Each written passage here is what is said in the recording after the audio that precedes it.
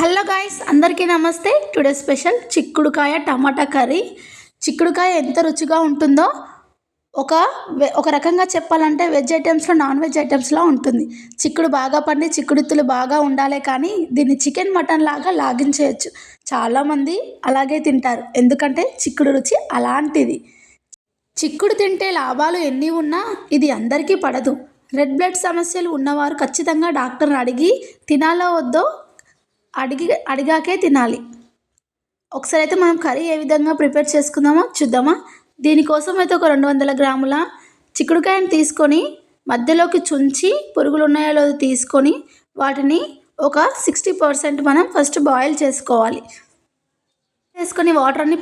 వాటర్ని వంపేసి పక్కకైతే పెట్టేసుకొని ఒక గిన్నె పెట్టేసుకొని కొద్దిగా ఆయిల్ వేసుకొని జీలకర్ర కూడా యాడ్ చేసేసుకొని చిన్నగా తరిమిన 2 పచ్చిమిర్చిని యాడ్ చేసేసుకొని ఒక్క ఉల్లిపాయను కట్ చేసుకొని కరివేపాకు కూడా యాడ్ చేసుకొని ఒక్కసారి అయితే కలిపేసుకుని ఈ విధంగా కలిపేసుకొని ఉల్లిగడ్డలు వేగేందుకు కొద్దిగా సాల్ట్ యాడ్ చేసుకొని అల్లం వెల్లుల్లి పేస్ట్ కూడా యాడ్ చేసుకొని పచ్చివాసన పోయేంత వరకు కలిపేసుకోవాలి. ఈ విధంగా కలిపేసుకొని కొద్దిగా పసుపు కూడా యాడ్ చేసుకోవాలి. ఈ విధంగా పసుపు యాడ్ చేసుకున్నాక మనం ఆల్రెడీ ఉడికించుకున్నాం కదా చిక్కుడుకాయ, అది ఇప్పుడు వేయకుండా టమాటా పూర్తిగా ఉడికించుకోవాలి. ఈ విధంగా టమాటాను మూత పెడుతూ తీస్తూ ఉడికించుకున్నాక ఆల్మోస్ట్ టమాటా ఉడికిపోయింది. ఇదే టైంలో మనం ముందుగా ఉడికించుకున్నాం కదా చిక్కుడుకాయ, అది యాడ్ చేసుకోవాలి. ఈ విధంగా యాడ్ చేసుకోక ఒక 2 మినిట్స్ నూనెలో ఫ్రై అయ్యాక రుచికి సరిపడా కారంని యాడ్ చేసుకోవాలి. కారంని యాడ్ చేసుకున్నాక కొద్దిగా ధనియా పౌడర్ యాడ్ చేసుకోండి.